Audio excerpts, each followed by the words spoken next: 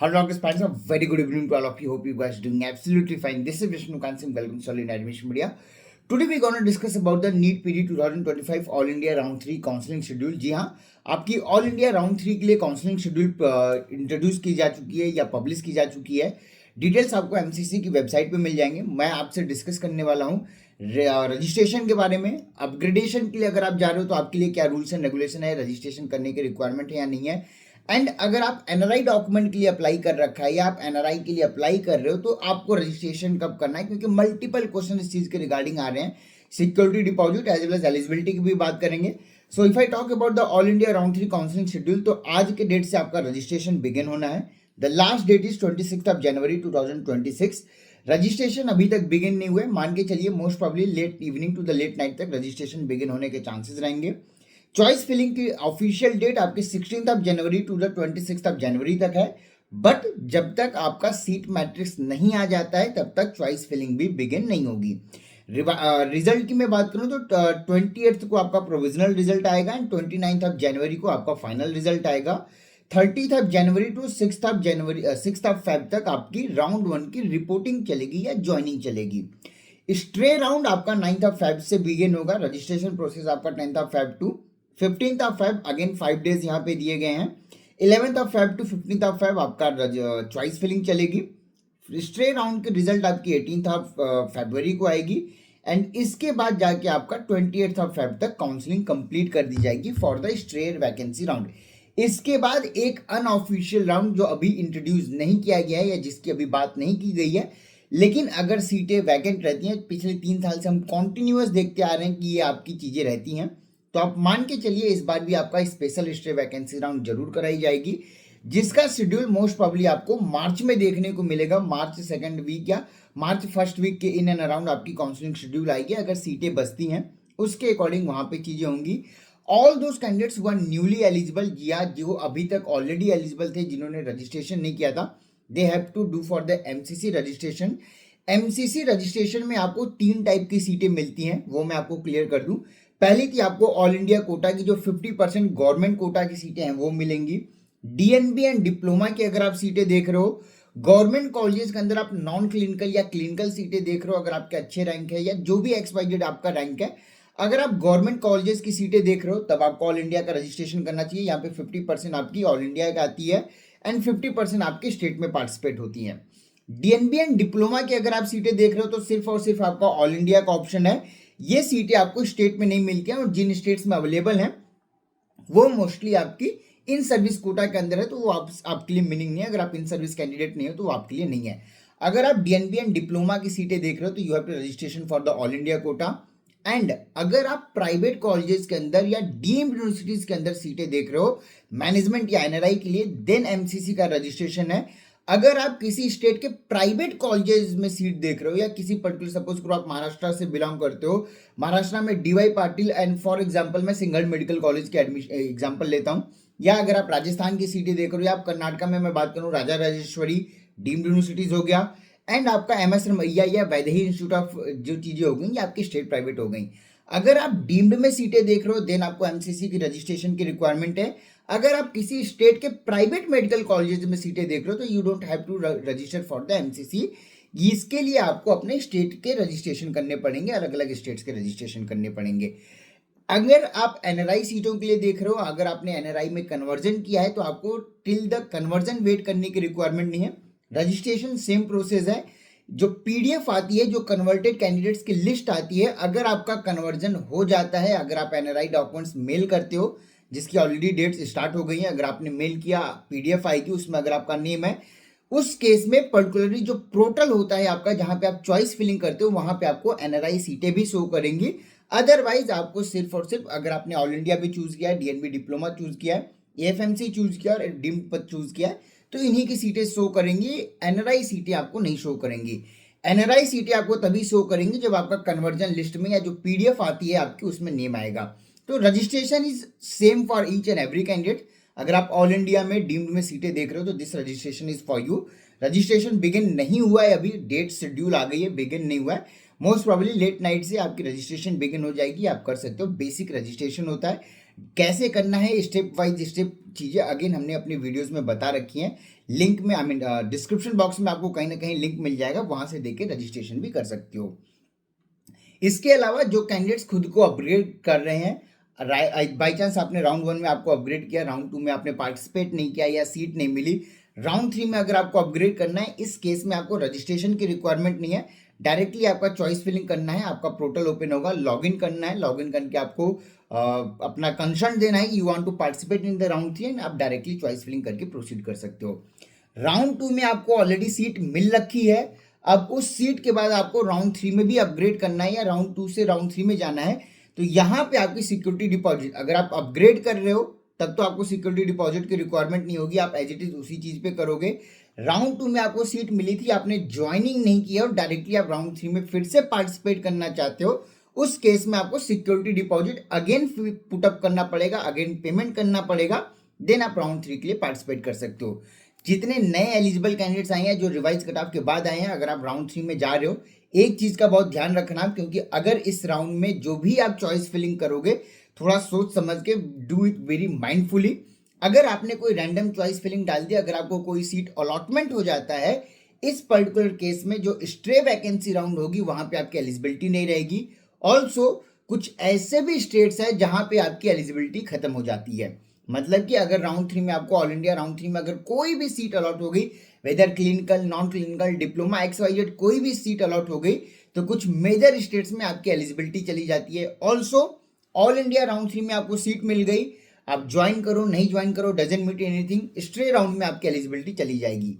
As well as अगर आपने all India round 3 में सीट अलॉटमेंट हो गई, ज्वाइनिंग प्रोसेस आपका 6 फेब तक रहेगा। अगर आपने यहाँ पे ज्वाइनिंग कर लिया, इस पर्टिकुलर केस में भी आप जो स्टेट्स के राउंड 3 होंगे वहां से आपको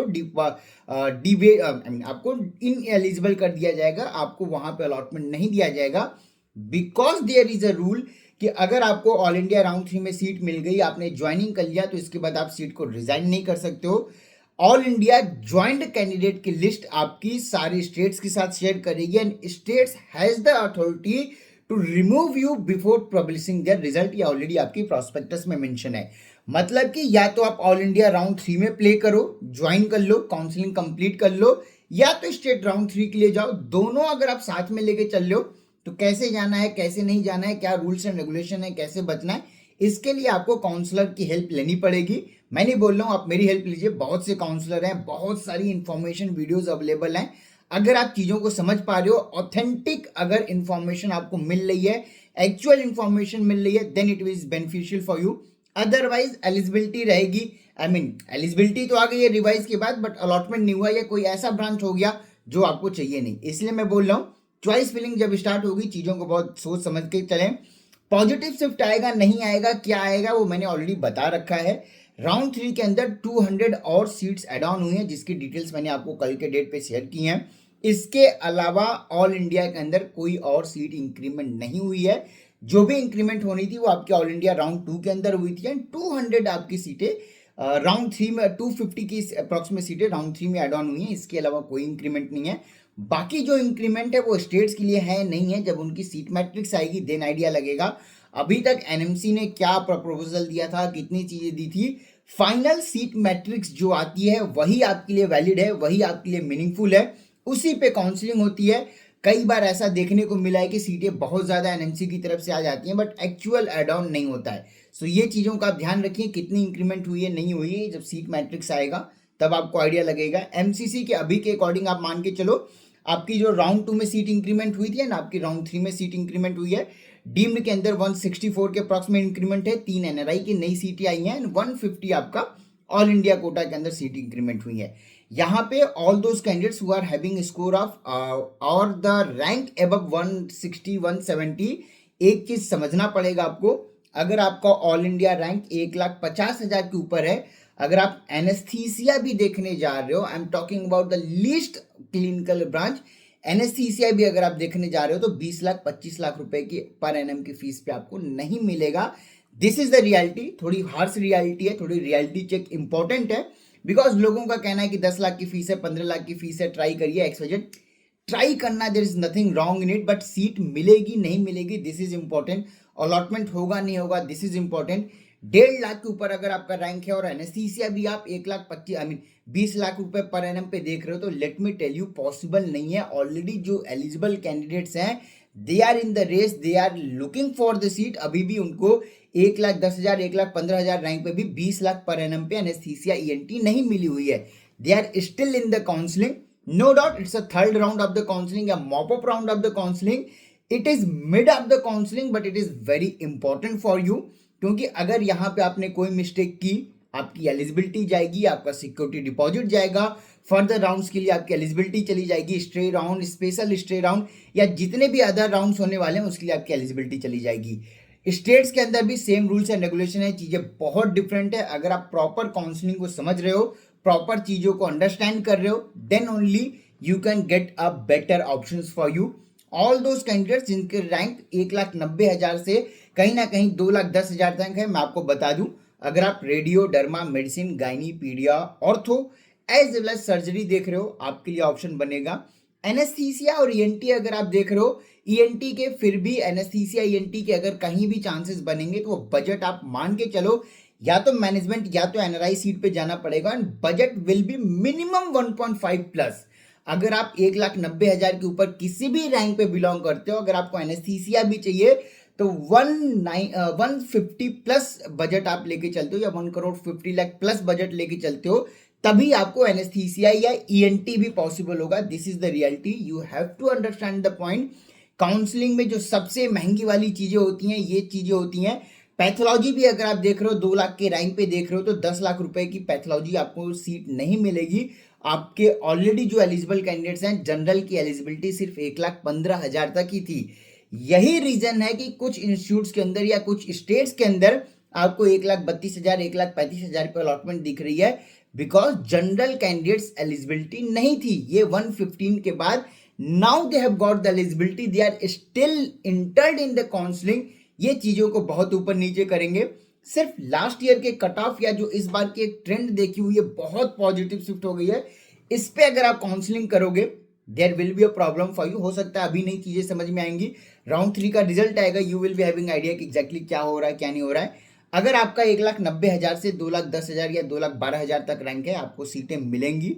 जो भी क्लिनिकल ब्रांचेस देख रहे हो आपको मिलेंगी, सिर्फ आपको बजट उसके अकॉर्डिंग प्रोसीड करना पड़ेगा।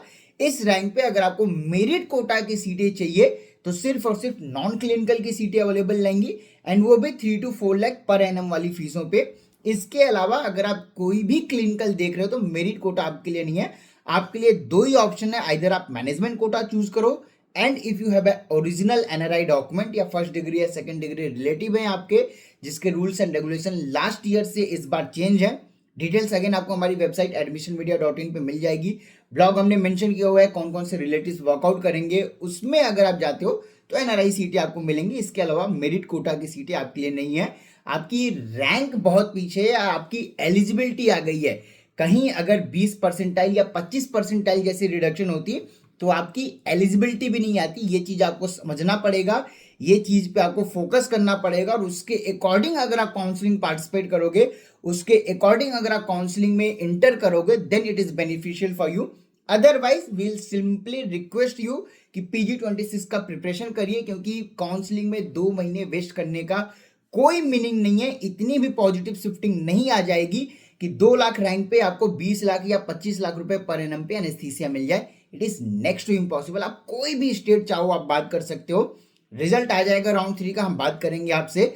अभी आपको लग रहा है विच इज नॉट बैड, आपको लगना चाहिए, पॉजिटिव होना चाहिए, but go with the reality. Reality क्या चल रही है? डिमांड हाई है, नेगोशिएशन कहीं नहीं हो रहा है। कॉलेजेस की डिमांड, बाकी चीजें, जो सबसे महंगी वाली फीसें थी वहां पे भी नेगोशिएशन नहीं हो रहा है, because colleges as well as each and every candidates know कि अगले राउंड या अगले के अगले राउंड में जो जनरल की एलिजिबिलिटी अभी 103 नंबर रखी गई है, उसको रिड्यूस करके अगेन 0 या जो कैटेगरी की एलिजिबिलिटी है वो सेम कर दी जाएगी, because they have to fill the non clinical seats also. Last year भी हमने आपको देखने को मिला था कि राउंड 3 में कट ऑफ हुआ, राउंड 4 में ही जाके कट ऑफ रिडक्शन अगेन करके 5 परसेंटाइल फॉर ऑल कर दिया गया था। सेम चीज आपका मैक्सिमम प्रोबेबल चांसेस रहेंगे कि इस बार भी होगी। अभी के लिए 103 और जो आपका 0 परसेंटाइल किया गया है कैटेगरी के लिए, अगले राउंड में आप जाके मान सकते हैं कि ये 103 जो नंबर है इसको अगेन रिड्यूस करके सबकी एलिजिबिलिटी आने के मैक्सिमम प्रोबेबल चांसेस बनेंगे। बट ये अगले राउंड में आएगा या उसके अगले राउंड में आएगा, ये डिपेंड करेगा कि सीट की पोजीशनिंग कैसी है, सीट कितनी वैकेंट आउट होती है, कितनी अलॉटमेंट होती है, कितनी ज्वाइनिंग होती है। बट अगर आप राउंड 3 के रूल्स एंड रेगुलेशन को अच्छे से समझोगे तभी आपको काउंसलिंग बेनिफिशियल है। बाकी लास्ट ईयर के डेटा से वर्कआउट कर रहे हो तो it is very difficult to get a seat, specially अगर आप क्लिनिकल के लिए देख रहे हो। Rules regulation, eligibility, security deposit, multiple experts हैं, मल्टीपल ब्रांचेस के ऑप्शंस हैं, मल्टीपल चीजें हैं। इन चीजों के साथ आपको वर्कआउट करना पड़ेगा, then you will get a better options. इसके अलावा भी अगर आपके कोई भी क्वेश्चन है, कोई भी क्वेरी, तो आप नीचे दिए व्हाट्सएप नंबर पर मुझे कांटेक्ट कर सकते हो। And if you looking for a paid management seat या एनआरआई सीट, या कहाँ पे मिलेगी, किस बजट में मिलेगी, इन तमाम चीजों के लिए you can visit our offices in Pune and Bangalore. आप कभी भी अपॉइंटमेंट लेके आके मिल सकते हो, वी कैन डिसाइड। क्योंकि एलिजिबिलिटी आना, सीट अलॉटमेंट होना एंड कॉलेज में फाइनली ज्वाइन हो जाना, ये 3 डिफरेंट पॉइंट है। इन तीनों को आप एक चीज नहीं समझ सकते हो। एलिजिबिलिटी आ जाती है, सीट अलॉटमेंट हो जाती है, अलॉटमेंट के बाद ज्वाइनिंग होगा, ये डिपेंड करेगा बाकी चीजों के ऊपर। इसलिए मैं बता रहा हूँ चीजें बहुत डिफरेंट है।